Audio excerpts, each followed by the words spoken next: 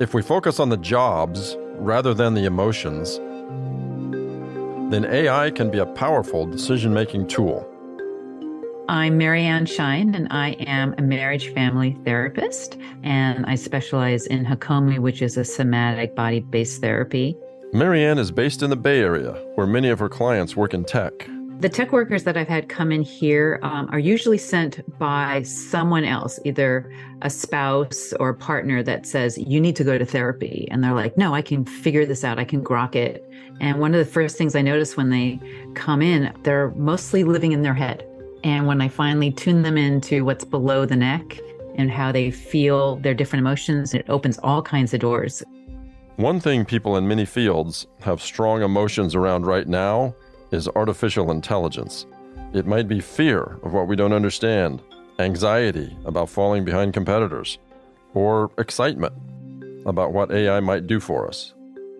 When we think about AI, it can be a sense of like we're being invaded. It seems like a threatening source, but at the same time, maybe there's some real good that can come out of it. The impact of those emotions might not be much different from the more usual issues that come up in therapy. Most of the typical things that I see these days is anxiety and panic. And some of the fears are real ones, like exams coming up or a driving test or approaching death.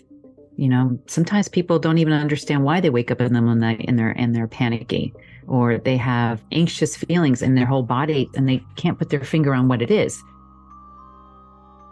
Whatever it is we are reacting to, Marianne says our brains can send us into a survival mode where it can be hard to make decisions.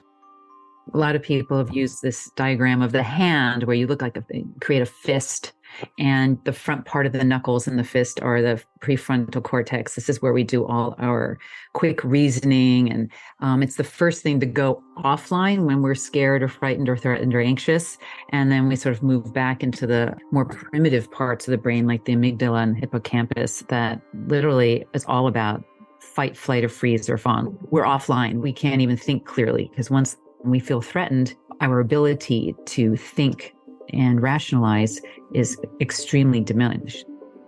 Before we make any decisions about AI in our organizations, we need to get out of that survival state. So you could probably work better with AI if you can work better with your own emotions. And the way to tune into that is to see what's happening to your body physically. So think of a hose. When you turn on the water, it comes flowing out. But if there's a kink in it, if there's stress and resistance and contraction, the water's not going to flow as easy. So that's a clue that emotions might be squeezing you in the way, like working really, really late and being tensed and then coming home and being angry at everybody who loves you. It's like, something's not working there. So maybe I need to get more in tune with my emotions. You could just substitute AI for that and go, if I'm that tense around AI or that worried or that fearful, I need to find out what's going on inside my body. Am I feeling personally threatened? Am I feeling scared? Start exploring that so that you can have a better, clearer, more flow state so that you can approach AI with all of yourself rather than just a fearful, reactive part. Organizations can use AI to power all kinds of decisions, but fear and anxiety about knowing where to start can get in the way. On the other hand, too much exuberance could also derail us. How can we work through the charged conversations about AI to do what's right for our specific organization? How do we navigate our human emotions to make the most of artificial intelligence? This is If Then, a podcast from Stanford Graduate School of Business, where we examine research findings that can help us navigate the complex issues facing us in business, leadership, and society. I'm Kevin Kuhl, Senior Editor at the GSB. Today we speak with Kuang Xu, Associate Professor of Operations, Information, and Technology. Our if-then statement for this episode is, if we focus on the jobs rather than the emotions, then AI can be a powerful decision-making tool. I think one of the biggest thing I teach a lot of executives here at Stanford, and sometimes I go engage in industry clients, the biggest thing is when people hear AI, their brain kind of shuts down a little bit, right? It's kind of like a fight or flight response. It's a fear response or something? It's a fear response, I think so. And we're all human, we have that, which is that they hear something they're not familiar with, and the automatic response is just assume that everything you know is already out of date. It's like, oh my God, I don't know what this AI thing is. Mm-hmm.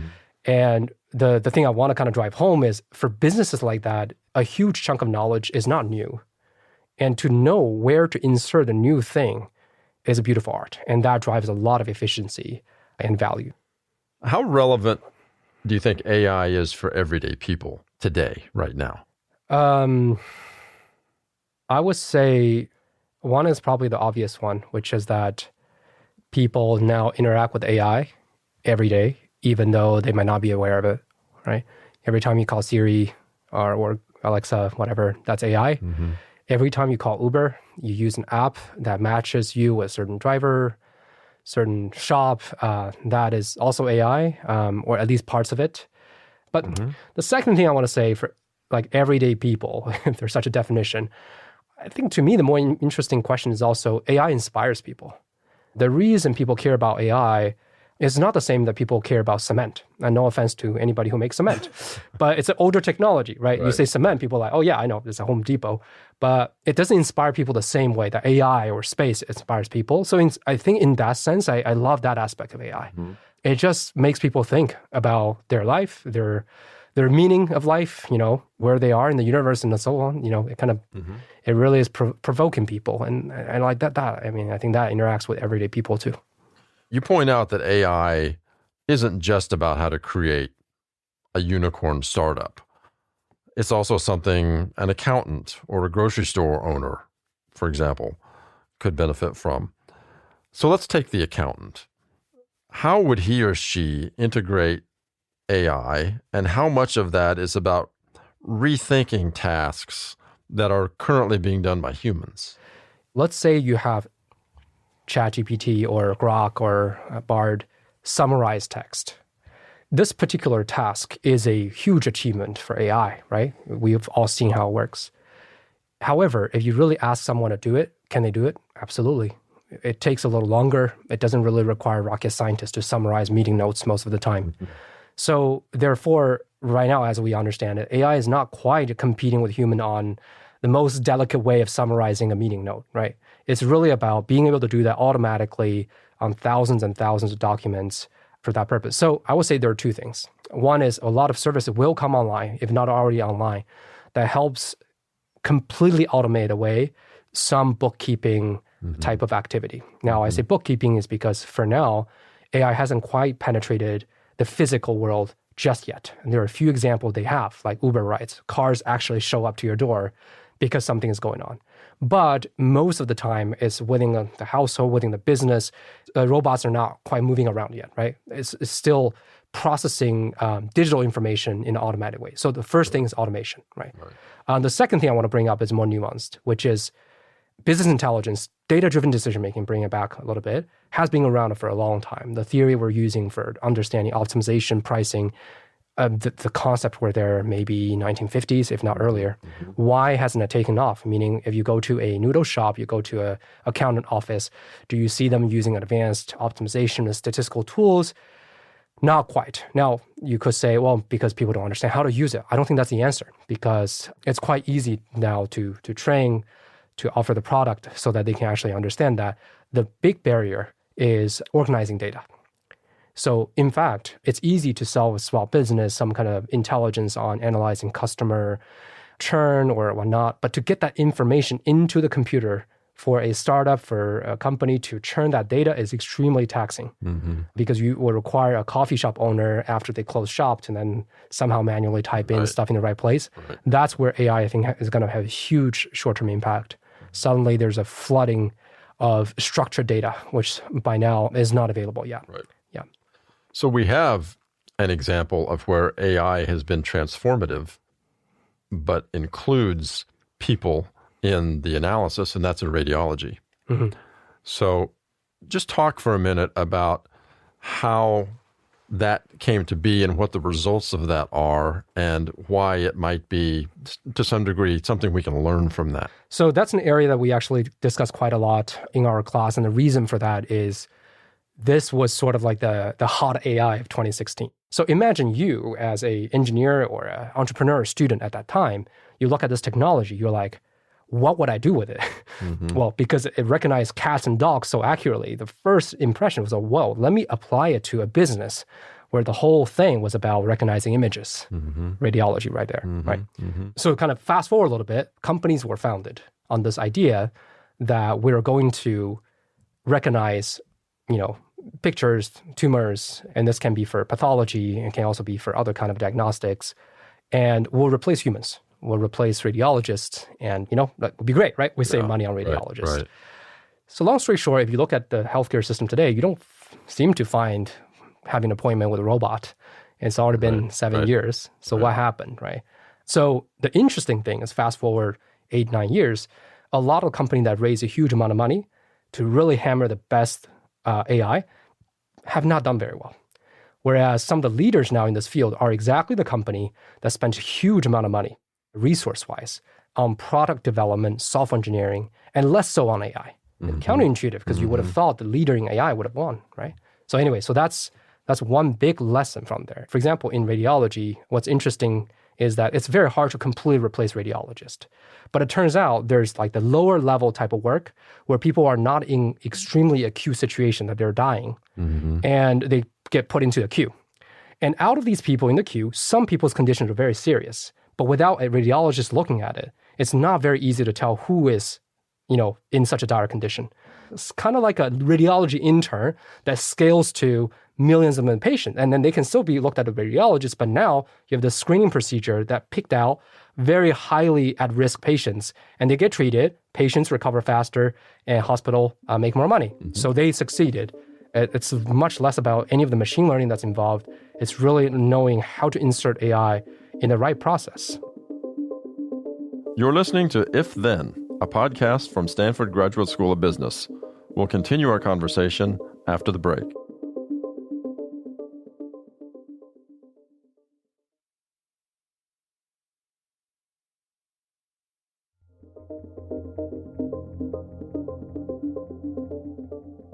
So you described AI as an intern. If we think about that analogy and how that might be helpful for people to get their heads around AI, could that maybe make them less afraid of it? Yeah, so that's a great analogy. If I think a little deeper about what intern really is, it's the kind of person who's obviously entails they're less experienced, but also they're able to do the vast majority of work, not vast, but let's say 80% of work a very experienced person would do. However, there's just that 20% they can't do, and that lack of that 20% kind of kills the independence of the person. So you probably wouldn't put an intern on a huge holistic project, even though that person can do even 95% of stuff. But that 5% might kill. I think there's a perfect analogy in the radiology. You could say, even though a machine learning algorithm can be perfect at identifying the shape of tumor on the picture, but because they don't have enough contextual information about the personality of the patient, maybe ethnicity, maybe history, maybe the radiologist talked to the person, that's just not encoded. So it's a little unfair for the AI, but hey, you just don't know. And therefore, it really gets that 80% done, but that left that 20% for human to process. But however, you just 1/5 the workload for the human. You went from 100% to 20% now, right? And I think that's a pattern that we are seeing a lot, even pre the AI boom, meaning the last 5 years, which is a lot of startups, big companies are using AI and machine learning in this 80-20 mode. Okay, so what I mean by that is they often start out trying to automate things 100%. What they end up is automating things 80%. And then they come up with the architecture where the vast majority of work, the kind of brunt of the work was borne by AI or machine learning or optimization models. But then they have a fairly clever way of interweaving humans and machines so that that last difficult 20% can be processed by human beings, right? So radiology is a great example. And I believe a lot of moderation at social media platforms. They try to protect people. They don't have to see too much of violence, but sometimes it's very unclear and you flow to the humans. So if I'm a business leader and there's a rush now to adopt AI, there's probably pressure from shareholders to get involved in this and improve our business, be transformative in some way. But if I'm sort of in the nascent stage of this, what questions should I be asking before I go headlong into some kind of AI project? Let's say it's a business that hasn't had much quantitative capability in-house. And let's say I don't even have any team that does data science, right, at the moment. So for a business like that, my first suggestion would be forget that AI exists, ironically, for now. The best thing, discipline-wise, just imagine it's like the magic lamp, right? Like you will ask a question, they will answer you no matter what. So don't worry about what kind of question they can answer. Just assume they can answer all questions for now, right? Imagine there's such an oracle out there, you can commit a couple $1 million, couple $100,000 to get that oracle for a few years. For now, just don't worry about that oracle. Worry about yourself. Worry about if you do get to ask 3 questions, what question would you really want to ask? That's the first one. But to understand that, here's a more concrete recommendation is what decision can you change if you had the information? Because remember, at the moment, AI or data science is all about information. They don't ship you a truck and start running stuff for you. Therefore, at the end of the day, even in the best case, you have to take that information and do something about it. So I often encounter a situation like a company comes to me and they will say, we have a lot of data. I'm anxious because I know my competitor is probably doing something with thousands of patients and customers and all that. I'm sure we can do, there must be gold here. I say, yeah, maybe there is gold, but could you just map out all the things in your company right now that you think you can change? Can you change procurement? It's kind of hard. We negotiated contracts a couple of years ago. I can't change that. What about pricing? Well, there's regulation on that. Well, okay, that's fair. What about advertising? Oh, okay, that's something maybe we can do. Okay, that's good. So you kind of go through that practice and then quickly realize 80% of things you thought would be really cool, you actually cannot change, right? And then over the 20% you can change, 10% of which don't matter if you change anything. Then finally, what you really want to narrow in on is something I can change, and it should really matter because I know I've done in the past. I really messed up one day and did very well one day. Okay, so something I can change and matters, and I have no idea how to change. Great. Then let's talk about AI, machine learning, optimization, and modeling. Okay. That's a great point to start. Right. Because you've already done the hardest part, actually, to identify that intersection, the decision making that you can change and matters, and you don't know how. Boom. The rest is up to the oracle, and we'll figure something out. What excites you about AI? I think the part that excites me about AI, it's a tough topic to have. Like AI just so overbearing, right? This word just doesn't mean anything. But if I were to say what excites me professionally about data science and machine learning and data-driven decision-making, then there's a lot of stuff that I've always been excited about, I think will continue to be excited about, only made more so by the excitement around this general topic AI. So in that sense, I'm excited. I've always been excited about making decisions dynamically with data, and AI kind of turbocharges that route, right? So it's not quite that AI itself was the source of such agitation. Now, there is one way in which AI is a source of such agitation. I think it's the emotion that AI evokes in people. And that is amazing. That is so fun. What are some of those emotions? The emotion is, first of all, inspiration, right? People start to dream about things. And then second comes fear, which we talked about. And then the third one is very interesting. When you're excited and you're fearful, the next that comes, it's not an emotion per se, it's a reaction, it's confusion. Meaning you actually lose ability to think that you did before, which is very counterintuitive, right? What emotions come up with students when you're teaching about AI? I feel excitement from the students, obviously, but between excitement and maybe some sense of stress, I definitely sense the stress. I don't know why, but maybe it's because there's so much uncertainty. Maybe we haven't quite dealt with this type of uncertainty up until now. And why so, I guess, goes back to the product is insight. The product is information. And information can change in such subtle, uncertain ways that you cannot even quantify. For example, if the technology that's trending is battery technology, well, you can ask how much charge does it hold, and you will feel pretty comfortable that you know the capability of this thing, you know how to build companies, you know how to orient your career. How do you orient your career around a chatbot, a knowledge source? What does that even mean? Do I have a job in the future? Do I not? Do I use this thing? Do I not use this thing? It's completely boundaryless in some way, right? And I try to put some boundaries for our students. Again, I'm not saying these boundaries are fundamental. Maybe tomorrow they'll be broken. But by putting boundaries, so for example, in class, we just did a case. I showed them how to use some of the open source LLMs, large language models, to build a recommendation engine for movies. So it basically allows you to compare texts and say, hey, if this passage is similar to that passage, right? It's in fact a foundation layer for most of the foundation models. They process the text in such a way that higher levels can build on it. So this is the kind of stuff I actually wrote a whole case with a Python, and it took me maybe like a couple hours during the day to put it together. I ran it in our class, and people were amazed and excited. Why? Because I think the emotion behind that was, by the way, this is not even a class about AI. It's the core MBA business analytics class that I teach here at the GSB. And people were just on fire. They were like, wow, this thing is great. And I think the reason they feel so on fire is not just like, oh, it spits out movie lists. Well, they've done that, right? They've been to Netflix. They see the capability. It's how simple it is. It's how that they understood now the backbone of this movie recommendation engine.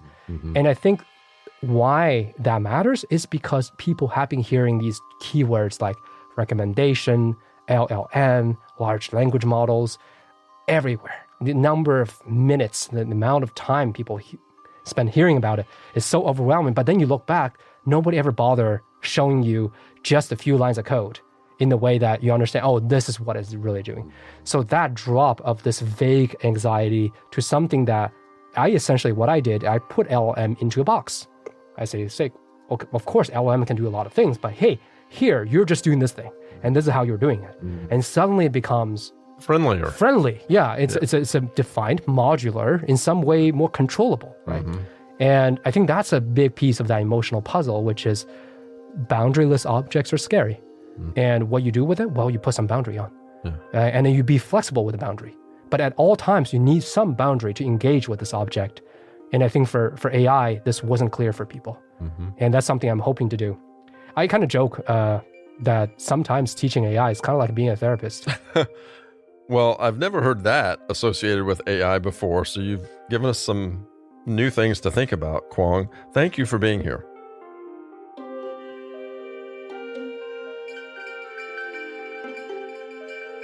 If Then is produced by Jesse Baker and Eric Newsom of Magnificent Noise for Stanford Graduate School of Business. Our show is produced by Jim Colgan and Julian Natt. Mixing and sound design by Kristen Muller. From Stanford GSB, Jenny Luna, Sorrel Husbands-Denholtz, and Elizabeth Wylezik-Stern. If you enjoyed this conversation, we'd appreciate you sharing this with others who might be interested, and hope you'll try some of the other episodes in this series. For more on our professors and their research, or to discover more podcasts coming out of Stanford GSB, visit our website at gsb.stanford.edu. Find more on our YouTube channel. You can follow us on social media at Stanford GSB. I'm Kevin Kuhl.